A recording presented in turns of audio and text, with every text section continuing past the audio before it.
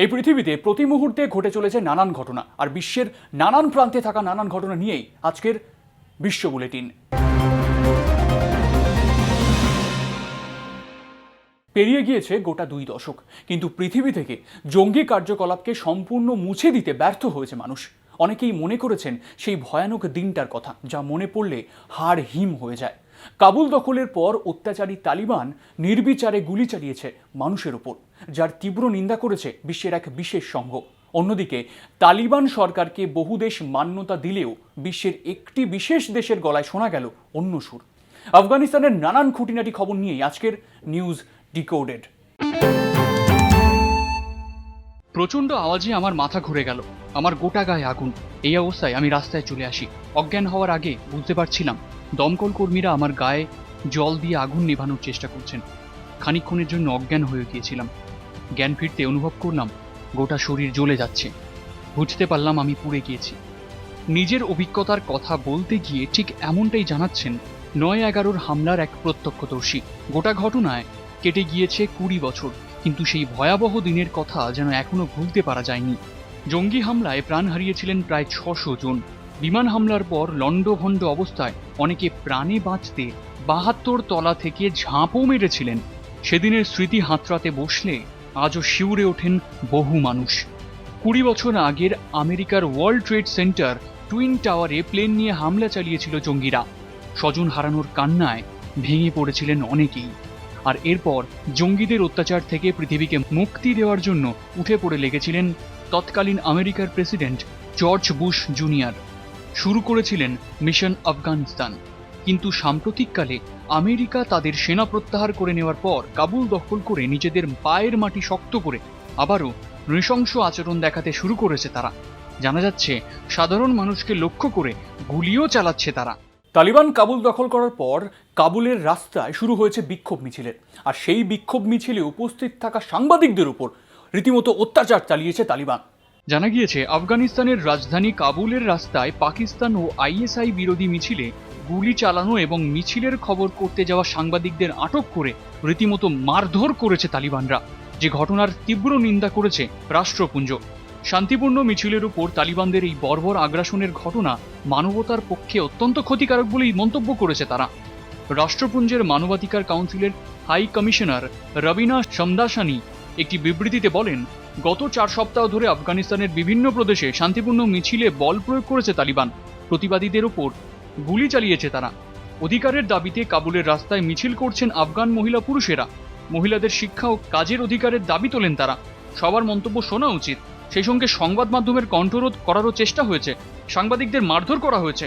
তাদের এই অত্যাচারের খবর যাতে সকলের সামনে না আসে তার জন্য অনেক জায়গায় ইন্টারনেট পরিষেবা বন্ধ করে দেওয়া হয়েছে। কিন্তু কথাই আছে, অন্যায় কোনোদিন চাপা থাকে না। আর সেই কথা সত্যি করেই সামনে এসেছে এই নৃশংস ঘটনা। ঘটনায় দেখা গিয়েছে 2 সাংবাদিক মুখ ফিরিয়ে দাঁড়িয়ে রয়েছেন। তাদের পিঠ ও পায়ে আঘাতের চিহ্ন রয়েছে, যা চরম অত্যাচারের নিদর্শন হিসেবে উঠে আসছে। এই সব ঘটনা সত্ত্বেও বহু দেশ আফগানের তালিবান সরকারকে মান্যতা দিয়েছে। অন্যদিকে বাংলাদেশের মুখে শোনা গিয়েছে এক অন্য সুর। তালিবান সরকারকে বিশ্বের বিভিন্ন দেশ মান্যতা দিলেও এবার ভিন্ন সুর শোনা গেল বাংলাদেশের গলাতে। তালিবানের উত্থানে ভারত উপমহাদেশে তৈরি হয়েছে এক নতুন সমীকরণের। জঙ্গিদের সরকারকে স্বীকৃতি দেওয়া নিয়েও নীতি নির্ধারকদের মধ্যে চলেছে তুমুল আলোচনা, তুমুল জল্পনা। এহেন জটিল পরিস্থিতিতে বাংলাদেশ স্পষ্ট করে জানিয়েছে যে আফগানিস্তান নীতি সংক্রান্ত বিষয়ে ভারত ও পাকিস্তানকে অনুসরণ করবে না তারা। এ বিষয়ে তারা স্বাধীন সিদ্ধান্ত নিতে আগ্রহী। বর্তমানে আফগানিস্তানে তালিবান সরকার গঠন হলেও ধীরে চলো নীতি গ্রহণ করেছে ঢাকা। তবে তালিবদের হয়ে স্বাভাবিকভাবেই প্রশ্ন করছে ইসলামাবাদ। এহেন জটিল সমীকরণে হাসিনা প্রশাসনের অবস্থান কি হবে সেই প্রসঙ্গে ঢাকায় সাংবাদিকদের এই প্রশ্নের উত্তরে বাংলাদেশের বিদেশমন্ত্রী AK আব্দুল মোমেন বলেন, ভারত পাকিস্তান বা অন্য কোনো দেশকে দেখে নয়, আফগানিস্তানের পরিবর্তিত পরিস্থিতিতে বাংলাদেশ নিজস্ব সিদ্ধান্ত নেবে। পাশাপাশি তালিবানের তত্ত্বাবধায়ক সরকারকে স্বীকৃতি দেওয়া হবে কিনা জানতে চাইলে বাংলাদেশের বিদেশমন্ত্রী মোহাম্মদ শাহরিয়া আলম বলেন, আমরা এই আফগানিস্তানের নতুন সরকারকে স্বীকৃতি দেওয়ার কথা ভাবছি না, কারণ এটি তাদের তত্ত্বাবধায়ক সরকার। আমরা স্থায়ী সরকারের জন্য অপেক্ষা করব। এই বিষয়ে আমরা পরিস্থিতি গভীরভাবে পর্যবেক্ষণ করছি। মহিলাদের অধিকার সহ মৌলিক কিছু বিষয় তালিবানের নীতি পর্যবেক্ষণ করেছে ঢাকা। তবে দেশটির উন্নয়নে রাষ্ট্রসংঘ ও ইউরোপীয় ইউনিয়নের মতো বহুপক্ষীয় উদ্যোগ নেওয়া হলে তাতে ঢাকার সমর্থন থাকবে। তালিবান আফগান দখল করার পর ভারতীয় উপমহাদেশে সন্ত্রাসবাদী কার্যকলাপ বৃদ্ধি হবে বলে আশঙ্কা প্রকাশ করেছে প্রতিরক্ষা বিশ্লেষকরা। সেই আশঙ্কা যে অমূলক নয় তা প্রমাণ করে বাংলাদেশে পুলিশের জালে পড়ে আল কায়দার শাখা সংগঠন আনসার আল ইসলামের 2 জঙ্গি। আফগানিস্তানের তালিবানের উত্থানে আল কায়দার শক্তি বৃদ্ধি হওয়ার আশঙ্কা করছে বাংলাদেশের গোয়েন্দা সংস্থাগুলি। এখন এই কঠিন পরিস্থিতিতে তালিব সরকারকে মান্যতা না দিয়ে কি জঙ্গিদের বিরুদ্ধে রুখে দাঁড়াবে কোনো দেশ? সাধারণ মানুষ কি আবারও আফগানিস্তানের রাস্তায় স্বাধীন জীবনযাপন করতে পারবে? এমনটাই প্রশ্ন বিশেষজ্ঞদের। বিশ্ব বুলেটিনের সময় এখন একটা ছোট্ট বিরতির, ফিরছি বিরতির পর অন্যান্য খবর নিয়ে, সঙ্গে থাকুন।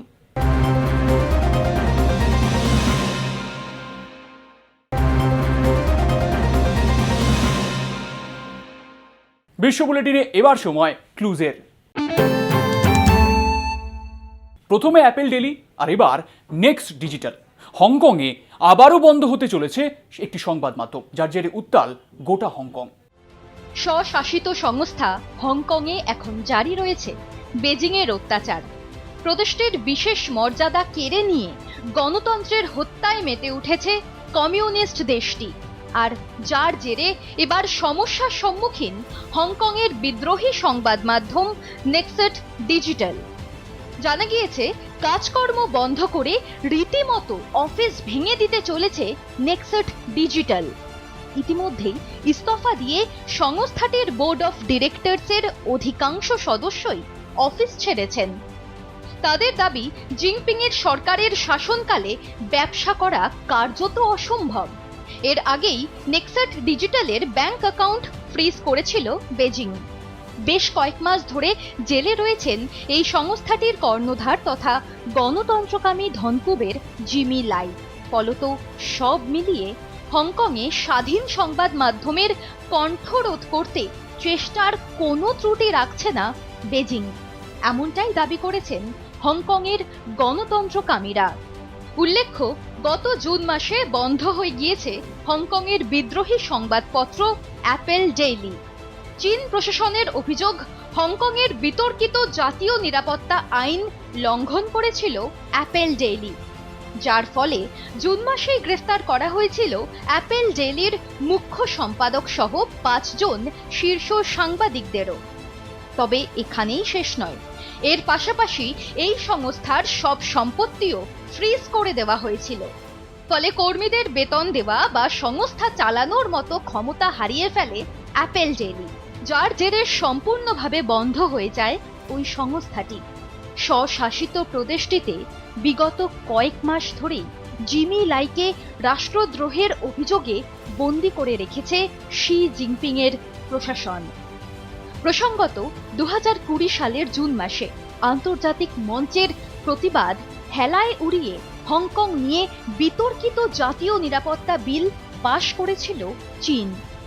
বিতর্ককে উপেক্ষা করেই national security legislation for Hong Kong শীর্ষক বিলটিতে সই করেন চীনা প্রেসিডেন্ট শি জিনপিং। এর ফলে স্বশাসিত প্রদেশটির উপর বেজিংয়ের রাশ আরও শক্তিশালী হয়েছে। এই পরিস্থিতি জারি থাকলে যে হংকংয়ে থাকা গণতন্ত্রকামীরা ভবিষ্যতে বড়সড় কোনো আন্দোলনে নামতে পারেন এবং উত্তাল হয়ে উঠতে পারে গোটা প্রদেশটি, এমনটাই মনে করছেন বিশেষজ্ঞ মহলের একাংশ। 24শে আগস্টের পর আবারও অনুষ্ঠিত হলো ব্রিক্সের 15তম বৈঠক। ব্রিক্সের 15তম এই বৈঠকের সভাপতিত্ব করলেন ভারতের প্রধানমন্ত্রী নরেন্দ্র মোদী। গত 15ই আগস্ট তালিবান কাবুল দখল করার পর দেখাতে শুরু করেছে তাদের বর্বর রূপ। দেখা গিয়েছিল আফগানিস্তানে মৃত্যু মিছিল চালাতে শুরু করেছে জেহাদি সংগঠন। আর এরপর 24শে আগস্ট ব্রিক্সের জাতীয় নিরাপত্তা উপদেষ্টা পর্যায়ের ভার্চুয়াল বৈঠক হয়েছিল, যেখানে উপস্থিত ছিল বিশ্বের বিভিন্ন দেশ। ভারতের জাতীয় নিরাপত্তা উপদেষ্টা অজিত ডোভালের সভাপতিত্বে আয়োজিত এই বৈঠকের আলোচ্য সূচিতে ছিল ভবিষ্যতের সন্ত্রাস মোকাবিলা কিভাবে করা যায়। ভারত, রাশিয়া, চীন, ব্রাজিল এবং দক্ষিণ আফ্রিকাকে নিয়ে গঠিত ব্রিক্সের শীর্ষ বৈঠকের ঘোষণাপত্রে আফগানিস্তান পরিস্থিতির উল্লেখ বেশ তাৎপর্যপূর্ণ বলে মনে করা হচ্ছে বিশেষজ্ঞ মহলে। এই গোষ্ঠীর গুরুত্বপূর্ণ দুটি দেশ চীন এবং রাশিয়া গোড়া থেকেই তালিবানের সঙ্গে যোগাযোগ রেখে চলেছে। তারা রাষ্ট্রপুঞ্জের নিরাপত্তা পরিষদেও আফগানিস্তান সংক্রান্ত প্রস্তাবে ভোটাভুটি থেকে বিরত থেকেছে। কাবুলে তালিবানের সরকার গড়ার অনুষ্ঠানে আমন্ত্রণও পায় চীন এবং রাশিয়া, যদিও সার্ক গোষ্ঠীভুক্ত দেশ হওয়া সত্ত্বেও নয়াদিল্লি সেখানে অনাহুত। সাম্প্রতিককালে ব্রিক্সের আরও একটি বৈঠক অনুষ্ঠিত হয়, যে বৈঠকের সভাপতিত্ব করেন ভারতের প্রধানমন্ত্রী নরেন্দ্র মোদী। ভার্চুয়াল বৈঠকে মোদী তার বক্তৃতায় বলেন, আফগানিস্তানের পক্ষে তার প্রতিবেশীদের কাছে সন্ত্রাস এবং মাদক পাচারের উৎস হয়ে ওঠা কাম্য হবে না। এ প্রসঙ্গে বিগত কয়েক দশক ধরে আফগান নাগরিকদের অধিকার আদায়ের লড়াইয়ের প্রসঙ্গও উল্লেখ করেন তিনি। রাশিয়ার প্রেসিডেন্ট ভ্লাদিমির পুতিন, চীনের প্রেসিডেন্ট শি জিনপিং, ব্রাজিলের প্রেসিডেন্ট জাইহর বলসোনারো এবং দক্ষিণ আফ্রিকার প্রেসিডেন্ট সিরিল রামাফোসার উপস্থিতিতে আয়োজিত ভার্চুয়াল বৈঠকের আয়োজক দেশ হিসাবে কার্যত সভাপতির ভূমিকা পালন করেন মোদী। সূত্রের খবর, ব্রিক্সের পঞ্চদশ শীর্ষ বৈঠকে কিছু গুরুত্বপূর্ণ পদক্ষেপ নেওয়া হয়েছে বলেও জানা গিয়েছে। কোভিড পরবর্তী বিশ্বের কাছে স্থায়ী, বিশ্বাসযোগ্য, উদ্ভাবনী এবং সুস্থিত পুনর্গঠনের বার্তা দিয়েছে ব্রিক্স।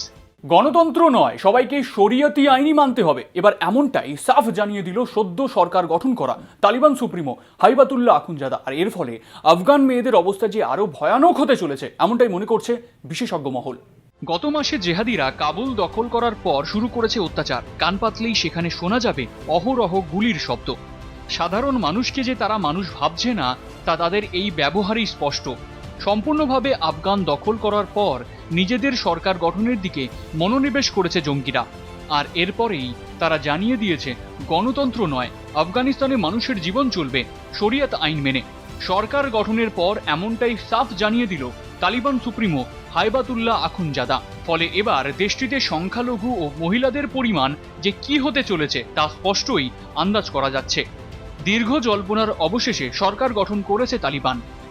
স্বাভাবিকভাবেই জিহাদি গোষ্ঠীর মন্ত্রিসভায় অন্তর্ভুক্ত হয়েছে সিরাজউদ্দিন হাক্কানির মতো রাষ্ট্রসংঘের তালিকায় তালিকাভুক্ত জঙ্গি।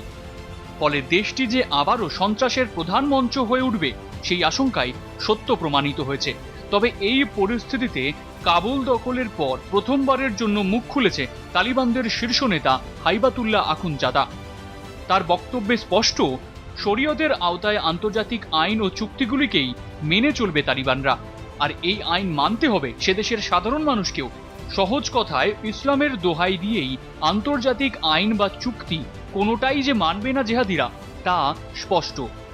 হাইবাতুল্লাহ আখুনজাদা আরও বলেন, ভবিষ্যতে প্রশাসনের সমস্ত কাজ এবং জনজীবন নিয়ন্ত্রিত হবে শরিয়ত আইন মেনেই। বিশেষজ্ঞদের মতে সব পক্ষকে দিয়ে সরকার গঠনের প্রতিশ্রুতি দিলেও সেই কথা যে রাখবে না তালিবান, তা প্রত্যাশিতই ছিল। আর প্রত্যাশা মতোই দেশের প্রাক্তন প্রেসিডেন্ট হামিদ কারজাই, আবদুল্লাহ বা গুলবুদ্দিন হেকমতিয়ার তালিব মন্ত্রিসভায় জায়গা পাননি। আর মহিলা ও আমজনতার মানবাধিকার রক্ষা করা হবে বলে যে প্রতিশ্রুতি দিয়েছিল তালিবান, তাও যে রক্ষা করবে না জেহাদিরা, এমনটাই মনে করছেন বিশ্লেষকেরা। উল্লেখ্য, সরকার গঠনের আগে জেহাদিরা ফতোয়া জারি করে মেয়েদের যৌন দাসী করে রাখার প্ল্যান করেছিল। ফলপ্রসূ ভীত সন্ত্রস্ত হয়ে উঠেছিল সে দেশের মহিলারা। আর এবার নিজেদের পায়ের জমি পোক্ত করেছে তালিবরা, যার ফলে মেয়েদের ওপর এই অত্যাচারের পরিমাণ যে আরও বাড়বে, তা আর বলার অবকাশ রাখে না। কিছুদিন আগে বিজ্ঞানীরা জানিয়েছিলেন বাড়ছে পৃথিবীর গড় তাপমাত্রা। আগামী কয়েক বছরের মধ্যে তা বাড়বে 1.5 থেকে 2 ডিগ্রি। বিশ্ব উষ্ণায়নের বিপদ থেকে কিভাবে রক্ষা পাবে মানুষ, এই নিয়েই দুশ্চিন্তায় ছিল গোটা মানবজাতি। এবার সেই দুশ্চিন্তাই যেন বেশ খানিকটা কমতে চলেছে। বৈজ্ঞানিকরা বেশ কিছুদিন আগেই জানিয়েছিলেন, ভয়ঙ্কর বিপদের মুখে দাঁড়িয়ে আছে পৃথিবী। এখনই সচেতন না হলে মহাবিপদ আসা অনিবার্য। তারা জানিয়েছিলেন, আগামী কয়েক বছরের মধ্যেই বেশ কয়েক ডিগ্রি বাড়বে গ্রহের গড় তাপমাত্রা, যার ফলে গলবে হিমশৈল, বাড়বে সমুদ্র পৃষ্ঠের উচ্চতা, তলিয়ে যাবে উপকূলবর্তী বেশ কয়েকটি শহর, বিশ্বের ম্যাপ থেকে মুছে যেতে পারে বেশ কয়েকটি দেশও। আর এরপরেই দুশ্চিন্তার ভাঁজ দেখা গিয়েছে গোটা মানব জাতির কপালে। কি করে এই মহাবিপর্যয়ের হাত থেকে রক্ষা পাওয়া যায়, তাই এখন মানুষের কাছে পাখির চোখ হয়ে উঠেছে। মানুষ যতবার প্রকৃতির বিরুদ্ধে গিয়ে নিজের উন্নতি চেয়েছে, ততবারই প্রকৃতি বুঝিয়ে দিয়েছে তার অসীম ক্ষমতার কথা। প্রকৃতি বুঝিয়ে দিয়েছে আমরা তার কাছে অত্যন্তই নগণ্য। কিন্তু কথায় আছে, মানুষ চাইলে সব কিছুই করতে পারে। আর এবার মিলল তারই প্রমাণ। বিশ্ব উষ্ণায়নের প্রধান কারণ বিষাক্ত কার্বন ডাই অক্সাইড এবং কার্বন মনোক্সাইড গ্যাস শুষে নিতে পারবে এমনই একটি প্ল্যান্টের কাজ শুরু করলো সুইজারল্যান্ডের বিজ্ঞানীরা।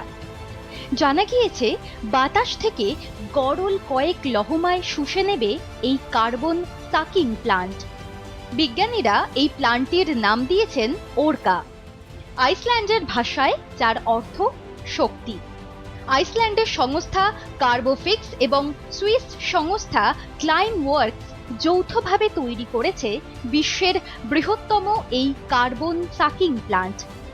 সুইস সংস্থা ক্লাইন ওয়ার্কসের তরফে জানানো হয়েছে, বাতাস থেকে বিষাক্ত কার্বন ডাই অক্সাইড আর কার্বন মনোক্সাইড গ্যাস টেনে নেওয়ার জন্য এই প্ল্যান্টে রয়েছে মোট 4টি ইউনিট। প্রত্যেকটি ইউনিটই বানানো হয়েছে 2টি করে ধাতব বাক্স দিয়ে, যেগুলি আকারে জাহাজে মালপত্র নিয়ে যাওয়ার কন্টেনারের মতোই দেখতে। এই বিশাল পাখাগুলি দূষিত বাতাসকে টেনে নেবে সংগ্রাহক যন্ত্রের ভিতর। সেখান থেকে কার্বন ডাই মনোক্সাইড গ্যাস বের করে নেওয়া হবে। এখন এই প্ল্যান্টের যা ক্ষমতা তা বাতাস থেকে বছরে 4000 টন ওজনের বিষাক্ত কার্বন ডাই অক্সাইড আর কার্বন মনোক্সাইড গ্যাস টেনে নিতে পারবে। বাতাস থেকে এখন যে পরিমাণে বিষাক্ত CO2 এবং CO গ্যাস টেনে নেওয়ার ক্ষমতা আছে বিশ্বের বৃহত্তম এই প্ল্যান্টে, সেই পরিমাণ বিষাক্ত গ্যাস বেরিয়ে আসে 1 বছর ধরে চলা 870টি গাড়িতে জীবাশ্ম জ্বালানি পুড়িয়ে। ক্লাইমওয়ার্কসের তরফে জানানো হয়েছে, প্ল্যান্টের প্রত্যেকটি ইউনিটেই থাকা ওই পাখাগুলি দিয়ে বিষাক্ত বাতাসকে টানার পর সেই ইউনিটের ছাঁকনির ছিদ্রগুলি পুরোপুরি ভরে গেলেই সংগ্রাহক যন্ত্রটি বন্ধ হয়ে যাবে। তখন সেই সংগ্রাহকের তাপমাত্রা খুব বাড়িয়ে দেওয়া হবে। এরপর সেই ঘন বিষাক্ত গ্যাসে মেশানো হবে প্রচুর পরিমাণে জল। শেষে জলে মেশানো সেই ঘন বিষাক্ত গ্যাস আছড়ে ফেলা হবে 1000 মিটার গভীরে ব্যাসল্ট পাথরের উপর। তাতেই বিষাক্ত গ্যাস হয়ে উঠবে শিলাভূত বরফের মতো, যার আর কোনো ক্ষমতাই থাকবে না পরিবেশকে বিষিয়ে তোলার মতো। তবে প্ল্যান্ট না হয় হলো, কিন্তু এর মেয়াদি বা কতদিন? সর্বোপরি মানুষ যদি সচেতন না হয়, তবে ভবিষ্যতে পৃথিবী যে এক ভয়ানক বিপদের মুখে পড়বে, এমনটাই মনে করছেন বিশেষজ্ঞরা। এবার টেক সাভিদের জন্য বেশ খানিকটা মজার হতে চলেছে সেপ্টেম্বর মাস। বাজারে আসতে চলেছে স্মার্টফোনের একটি নতুন মডেল। ঝাঁ চকচকে লুক, স্বচ্ছ ক্যামেরা, আকর্ষণীয় ফিচার্স, এমন হ্যান্ডসেট কে না চায়? যত দামি হোক না কেন, টেক লাভাররা এমন ফোন হাতে পেলে যেন মনে হয় তারা স্বর্গ হাতে পেয়েছে। আর সেই ফোন যদি হয় অ্যাপেলের, তাহলে তো সোনায় সোহাগা। স্মার্টফোনের বাজারে বাকি ফোনের তুলনায় ক্রেতাদের পছন্দের দৌড়ে বেশ কিছুটা এগিয়ে রয়েছে স্টিভ জবসের সংস্থা অ্যাপেলের আইফোন। প্রত্যেক বছর এই সংস্থা তাদের ক্রেতাদের পছন্দের কথা মাথায় রেখে বাজারে নিয়ে আসে আইফোনের এক নয়া রূপ। এবারেও তার অন্যথা হলো না। এবার সকলকে চমকে বাজারে আসতে চলেছে আইফোনের নতুন মডেল আইফোন 13। আর এই খবর ছড়িয়ে পড়তেই হইচই পড়ে গিয়েছে নেট মহলে। জানা গিয়েছে এই বছর অ্যাপেল আইফোনের 4টি নতুন মডেল নিয়ে আসতে চলেছে, যার মধ্যে রয়েছে iPhone 13, iPhone 13 mini, iPhone 13 pro এবং আইফোন 13 প্রো ম্যাক্স। আরও জানা গিয়েছে এই আইফোনের লুক হতে চলেছে প্রায় আইফোন 12-এরই মতন, যাকে আকর্ষণীয় করে তুলতে থাকতে পারে smaller notch, high refresh rate display যা থাকতে পারে বিশেষত প্রো মডেলে, রিভার্স ওয়্যারলেস চার্জিং, উন্নত মানের ক্যামেরা এবং শক্তিশালী ব্যাটারি। পাশাপাশি আরও জানা যাচ্ছে এই 4টি মডেলের দামের খুব বেশি হেরফের হবে না, যার ফলে মনে করা হচ্ছে বিক্রির বাজারে এই ফোন কিনতে বেশ আগ্রহী হবেন ক্রেতারা। টেক বিশেষজ্ঞরা মনে করছেন আইফোনের এই নতুন মডেল টেক্কা দিতে পারে স্যামসাংয়ের গ্যালাক্সি জেড ফোল্ডেবল ফোন এবং গুগল পিক্সেল 6 সিরিজকে। এখন দেখার লঞ্চ হওয়ার পর এই ফোন কতটা টেক্কা দিচ্ছে বাকি স্মার্টফোনেদের। বিশ্ব বুলেটিনের সময় আরও একটা বিরতির সঙ্গে থাকুন।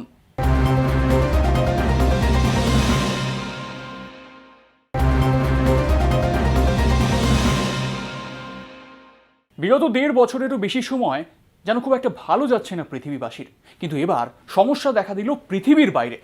কি সমস্যা, তার উত্তর নিয়েই আজকের টক অফ দ্য ওয়ার্ল্ড। বিগত 1.5 বছরেরও বেশি সময় ধরে পৃথিবীর রাহুর দশা চলছে। মহামারী হিংসা যেন পৃথিবীর এক দৈনন্দিন সাধারণ ঘটনা হয়ে পড়েছে। এই অবস্থাতে অনেকেই পৃথিবী ছেড়ে অন্য গ্রহে যাওয়ার কথা ভাবতেই পারেন, কিন্তু তাদের সেই চিন্তাতেও যে চোখ পড়েছে ধরহীন এই রাহুর, তা বলাই বাহুল্য। এবার পৃথিবীর বাইরেও দেখা মিলল বিপদের। ফের দুর্ঘটনা ভূপৃষ্ঠ থেকে 370 কিলোমিটার উপরে পৃথিবীর কক্ষপথে প্রদক্ষিণ করা মহাকাশ স্টেশনে দেখা গেল তার একাংশ থেকে গলগল করে বেরিয়ে আসছে কালো ধোঁয়া। এমনকি প্লাস্টিক পুড়ে যাওয়ার গন্ধও পেলেন মহাকাশচারীরা। রুশ মহাকাশ গবেষণা সংস্থা রসকসমস এই খবর প্রথম প্রকাশ্যে এনেছে। পরে আমেরিকার মহাকাশ গবেষণা সংস্থা নাসা সূত্রে জানা গিয়েছে, প্রথমে কাজ করেনি মহাকাশ স্টেশনের ওই অংশে থাকা ফায়ার অ্যালার্মটি, যার ফলে ধোঁয়া বেরোনোর কথা প্রথমে জানতে পারেননি ওই মহাকাশ স্টেশনে থাকা 7 মহাকাশচারী। পরে তারা প্লাস্টিক পোড়ার গন্ধ পান, আর তারপরেই তাদের চোখ পড়ে ধোঁয়া বেরিয়ে আসছে মহাকাশ স্টেশনের একটি অংশ থেকে। মহাকাশচারীরা তৎক্ষণাৎ সেখানে পৌঁছে ফায়ার অ্যালার্মটি চালু করেন। জানা গিয়েছে মহাকাশ যানটির যে অংশটিতে ধোঁয়া বেরোতে দেখা যায় তার নাম জভেজডা সার্ভিস মডিউল। সূত্রের খবর, এই অংশটিতে মহাকাশচারীদের জন্য ঘুমানোর ব্যবস্থা রয়েছে। আরও জানা গিয়েছে এই ঘটনার পরে অতি দ্রুত পরিস্থিতি স্বাভাবিক করে তোলা হয়েছে এবং নিরাপদেই আছেন মহাকাশচারীরা। পরে রসকসমসের তরফ থেকে জানানো হয়েছে, ঘটনার সময় ব্যাটারি রিচার্জ করা হচ্ছিল জভেজডা সার্ভিস মডিউলে। এয়ার পিউরিফাইং সিস্টেম চালু করার পর ধোঁয়া নিয়ন্ত্রণে আসে। এমন দুর্ঘটনা এর আগেও ঘটেছে মহাকাশ স্টেশনের জভেজডা সার্ভিস মডিউলে। উল্লেখ্য, 2014 সালে প্রথম এই অংশটি থেকে ধোঁয়া বের হতে দেখা গিয়েছিল। গত বছর ওই অংশে এয়ার লিক করায় মহাকাশচারীদের জন্য মজুত করা চায়ের পাতা ছড়িয়ে পড়েছিল গোটা মহাকাশ স্টেশনে। গত সপ্তাহে মহাকাশ স্টেশনের আরও একটি অংশ জারিয়াতেও কয়েকটি বড় ফাটল ধরা পড়ে, যা বানিয়েছে রুশ মহাকাশ গবেষণা সংস্থা। সাম্প্রতিককালে শোনা যাচ্ছে স্পেস এক্স, ভার্জিন গ্যালাকটিক, এসার মতন একাধিক সংস্থা মহাকাশে মানুষ পাঠানোর কথা জানিয়েছে। এখন প্রশ্ন হলো, পৃথিবীর বাইরে গিয়েও যদি মানুষকে এমন সমস্যার সম্মুখীন হতে হয়, তাহলে কি সত্যিই ধরে নিতে হবে যে সর্বশক্তিমান তার সন্তান প্রতি বিমুখ হয়েছেন?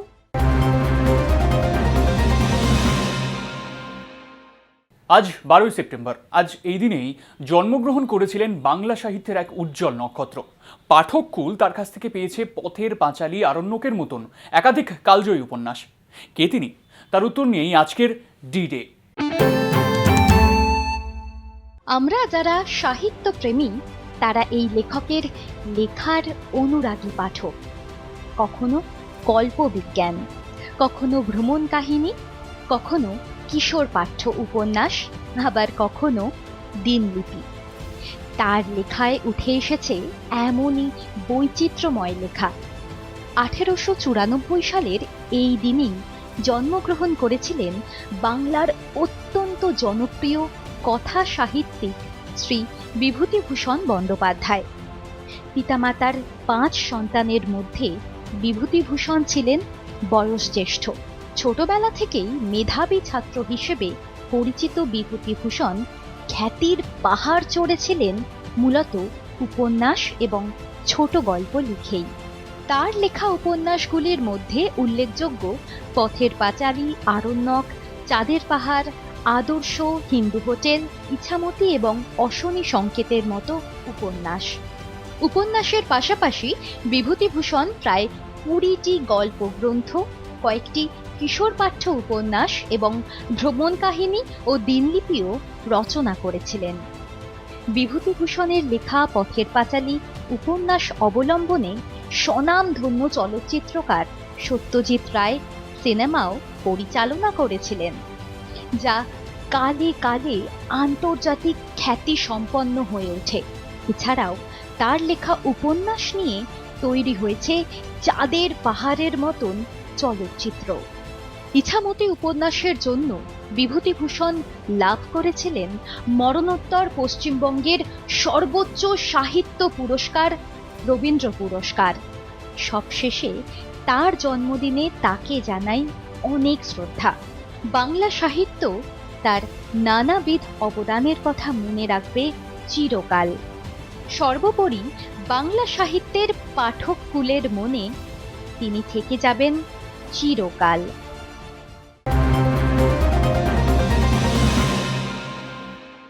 বিশ্ব বুলেটিন আজকের মতো এই পর্যন্তই। দেখা হচ্ছে পরের সপ্তাহে ঠিক এরকম সময়। ততক্ষণ চোখ রাখুন, ওয়ানে থাকুন। শুভরাত্রি।